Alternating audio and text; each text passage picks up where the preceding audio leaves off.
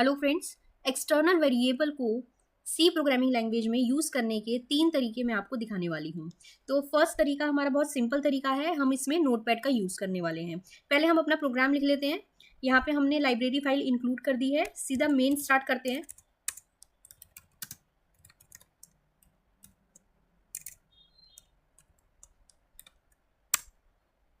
Bracket create करते हैं और इस मेन में हम क्या करने वाले हैं, एक वेरिएबल यूज करने वाले हैं ए नाम का, जिसकी वैल्यू हम लिखने वाले हैं 20। ठीक है, अभी हमने देखिए इसको डिक्लेयर नहीं करा है, हमने डायरेक्ट इसको इनिशियलाइज कर दिया है।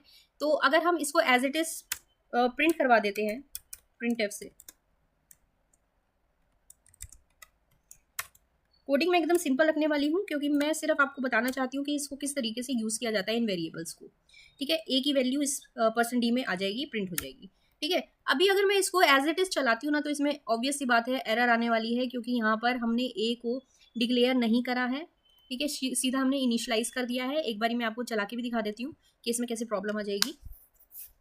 ये देखिए यहाँ पे आ गया है एरर ए अनडिक्लेयर्ड। ठीक है, तो अब इसको क्या करना है हमें, ये ए हमारा एक्सटर्नल वेरिएबल है, लेकिन हमने इसको नहीं बताया कि ये एक्सटर्नल वेरिएबल है, तो इसलिए ये प्रॉब्लम क्रिएट कर रहा है। अभी हमें क्या करना है, नोटपैड लेना है। ठीक है, नोटपैड यूज कीजिए।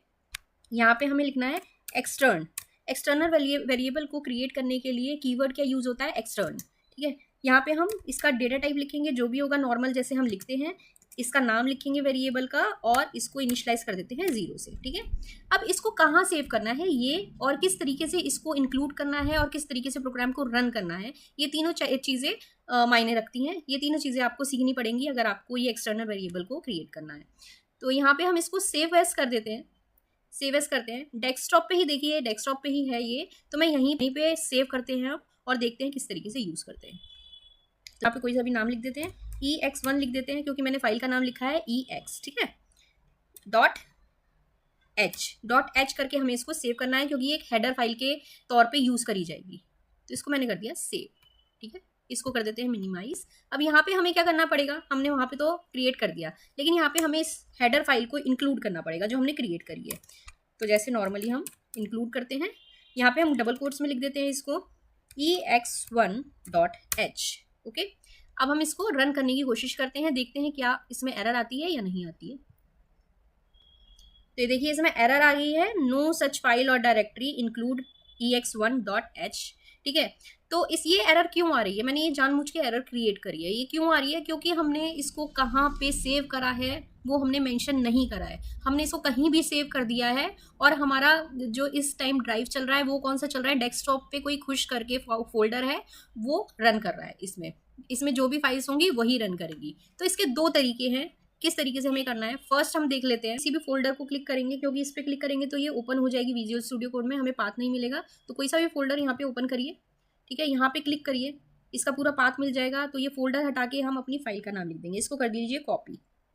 ये हमने कॉपी कर लिया। ठीक है, स्टूडियो कोड पे आते हैं और यहाँ पे हम लिख देते हैं आगे में, इसको पेस्ट कर देते हैं, और ये जो फोल्डर था इसको हटा देते हैं, क्योंकि हमें इसकी ज़रूरत नहीं है, हमें अपनी फाइल की ज़रूरत है। तो ये पूरा पाथ आ गया यहाँ पर कि कहाँ पर ये रखी हुई है। अब हम इस पर हम पहले क्लियर स्क्रीन के लिए भी एक लाइब्रेरी फाइल इंक्लूड कर देते हैं, नहीं तो हमें रिजल्ट एकदम मैसअप दिखाई देगा। तो कौन सी थी हमारी, विंडोज.h, और यहाँ पे हमें क्या लिखना पड़ेगा, मेन के एकदम स्टार्टिंग में सिस्टम CLS। तो यहाँ पे हम इसको रन करके देखते हैं अब ये ठीक चल रही है कि नहीं चल रही है। तो ये देखिए रिजल्ट आ गया हमारा, इसने प्रिंट करवा दी ए की वैल्यू, तो अभी कोई भी प्रॉब्लम नहीं आई है। अब दूसरा तरीका क्या है, ये अगर हमें पूरा पाथ इसका नहीं लिखना है तो कौन सा तरीका है, हम इसको सेव करेंगे इस EX1, मतलब कि जो हमने नोटपैड क्रिएट किया था वो हम कहाँ पे, खुश एक फोल्डर है डेस्कटॉप पर, उसके अंदर हम इसको सेव करेंगे, तो हमें पूरा पाथ लिखने की ज़रूरत नहीं पड़ेगी। तो यहाँ पे करते हैं सेव एज, ये खुश में जाते हैं, यहाँ पे हम इसको .h से एक्सटेंशन से सेव कर देते हैं। ये हमने सेव कर दिया है। अब हम इस पूरे पाथ को हटा देते हैं, सिर्फ नाम रखेंगे। तो देखिए एरर नहीं देगा। दोबारा से हम इसको रन करते हैं, ये देखिए रन किया हमने और दोबारा ये प्रिंट करके दिखा रहा है हमें ए की वैल्यू। तो ये तो हुआ हमारा फर्स्ट तरीका, और उसमें भी नोटपैड को सेव करने के हमारे पास 2 तरीके हैं, ठीक है। अब हम क्या करते हैं, 2 और तरीके हमारे पास हैं, उनको देखते हैं। 2 प्रोग्राम बनाएंगे जिसमें एक प्रोग्राम में हम एक ऐसा फंक्शन लिखेंगे जो हम as an external function use करेंगे पहले वाले प्रोग्राम में। तो देख लेते हैं इसको किस तरीके से करना है। एक हमने ये प्रोग्राम क्रिएट करा है, इसमें हम क्या करने वाले हैं, फंक्शन को कॉल करने वाले हैं MSG, ठीक है। इसको हमने, लेकिन देखिए हमने इसको डिक्लेयर नहीं करा है, तो हम यहाँ पे क्या लिखने वाले हैं, इसको हम ये बताने वाले हैं कंपाइलर को कि ये MSG जो हमारा फंक्शन है वो हमारा एक्सटर्नल फंक्शन है। तो यहाँ पे लिखेंगे EXTERN एक्सटर्न वॉइड, अगर कुछ रिटर्न नहीं कर रहे हैं देन वॉइड, अगर इसका रिटर्न टाइप देना है आपको तो वो रिटर्न जो भी हम वैल्यू करने वाले हैं वैसा इसका डेटा टाइप देना पड़ेगा, उसका रिटर्न टाइप देना पड़ेगा। तो यहाँ पे लिख देते हैं MSG। अब हमने कंपाइलर को बता दिया है जो ये MSG है ये एक्सटर्नल फंक्शन है, तो हम फंक्शंस को भी एक्सटर्नल बना सकते हैं, हम वेरिएबल्स को भी एक्सटर्नल बना सकते हैं, और सिंपली हमने इसमें क्या करा है, मेन में इसको कॉल कर दिया है। अब हम इसको क्या करने वाले हैं, हम इसको सेव करने वाले हैं, सेव एज करके डेस्कटॉप पे, ठीक है। डेस्कटॉप पे हम इसको सेव कर देंगे प्रोग्राम 1 के नाम से, program1.c, ओके। तो यहाँ पे हमने इसको सेव कर दिया, लेकिन अभी हमें इसको नहीं चलाना है क्योंकि हमने ये मैसेज एक्सटर्नल फंक्शन क्रिएट नहीं करा है। तो हम एक क्या करेंगे, एक और न्यू फाइल को लेंगे, ठीक है। यहाँ पे उसका नाम लिख देते हैं program2.c, ठीक है। इसको भी हम डेस्कटॉप पर ही सेव कर देते हैं। अब यहाँ पे हम क्या करेंगे, फटाफट से इंक्लूड करते हैं जो हमारी बेसिक लाइब्रेरीज हैं, stdio.h, एंड सेकेंड हमारा इंक्लूड करते हैं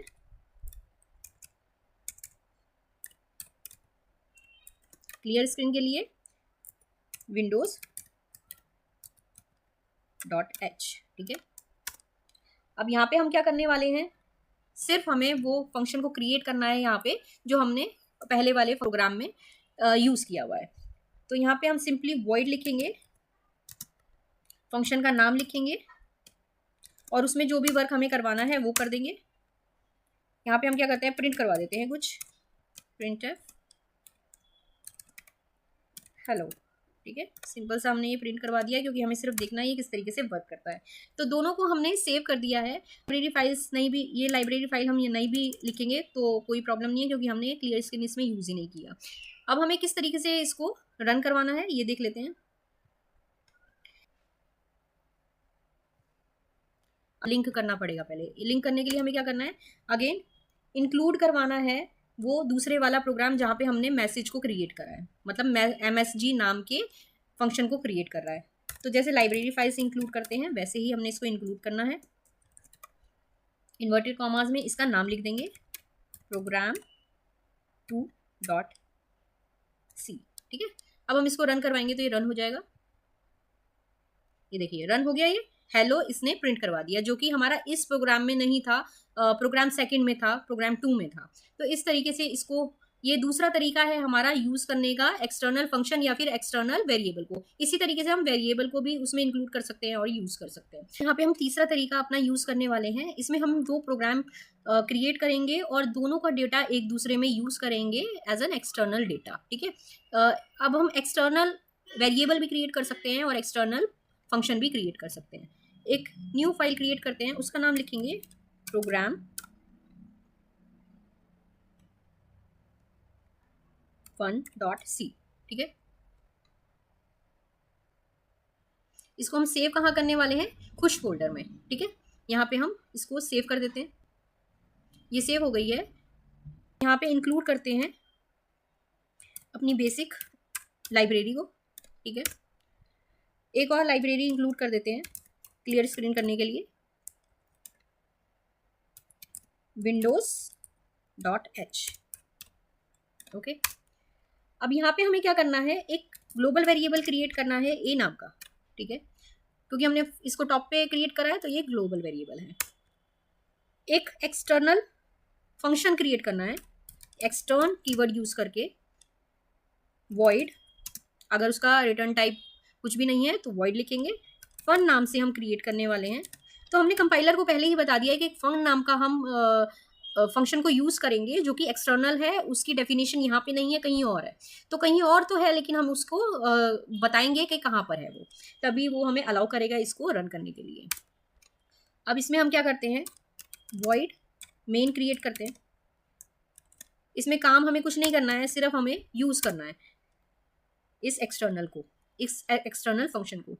ए को हम डेटा दे देते हैं 5, ठीक है, इनिशियलाइज कर दिया ए को हमने, और फन को हम कॉल कर देते हैं, ठीक है। अभी ये अधूरा है क्योंकि इसमें हमने एक्सटर्नल फंक्शन तो क्रिएट करा है लेकिन हमने बताया नहीं है वो कहाँ पर है। तो हम क्या करेंगे, एक और प्रोग्राम हम क्रिएट करेंगे, न्यू फाइल, ओके। यहाँ पे नाम लिख देते हैं program2.c। इसको भी हम वहीं पे सेव कर देते हैं जहाँ पे हमने पहले वाले को सेव करा था, खुश फोल्डर में। ये खुश फोल्डर में ही है, program2 से क्रिएट हो जाता है ये। अब यहाँ पे हम सिंपल क्या करने वाले हैं, इंक्लूड करेंगे अपनी लाइब्रेरी फाइल stdio.h जो कि printf scanf के लिए यूज़ की जाती है।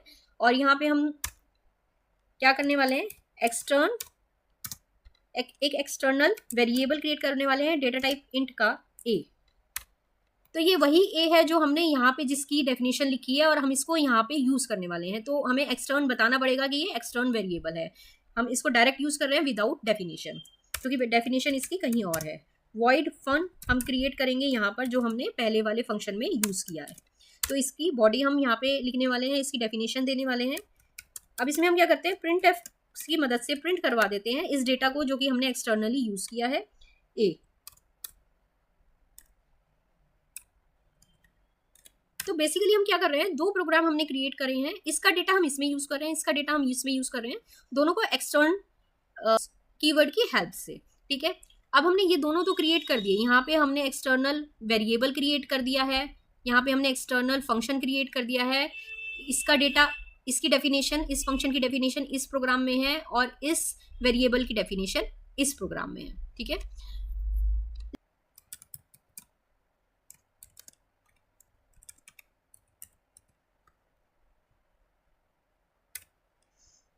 तो ये देखिए दोनों प्रोग्राम हमने क्रिएट तो कर दिए हैं लेकिन इसको रन कैसे करना है वो देखने वाली बात है। तो यहाँ पे देखिए, यहाँ पे मैं एक कमांड लिखने वाली हूँ जिससे क्या होगा, ये दोनों प्रोग्राम कंपाइल हो जाएंगे और एक दूसरी टेबल फाइल क्रिएट हो जाएगी जो भी हम नाम देंगे उस नाम से, फिर उसी फाइल को हमें रन करवाना पड़ेगा। तो कमांड क्या है, GCC program1 का नाम आ जाएगा program1.c, प्रोग्राम सेकंड का नाम हो जाएगा program2.c, और हमने जितने भी प्रोग्राम क्रिएट करे होंगे, ज़रूरी नहीं है हमने 2 ही प्रोग्राम क्रिएट करे हों, और भी प्रोग्राम क्रिएट करे हो तो सारे सबका नाम एक साथ लिख देंगे। नाम लिखने के बाद -o लिखेंगे, आउटपुट मतलब इसका कहाँ पर जाएगा, कोई भी नाम की एक फाइल लिख देंगे, यहाँ पर मेन लिख दिया है मैंने। तो क्या होगा, इन दोनों का कंपाइलेशन होकर के एक एग्जीक्यूटेबल फाइल क्रिएट हो जाएगी मेन। अब इसे हमें रन करना पड़ेगा। तो एंटर मारती हूँ मैं इसमें। अब देखिए यहाँ पे एक प्रॉब्लम आ गई है, लिखा है नो सच फाइल और डायरेक्टरी, ठीक है, नो इनपुट फाइल्स।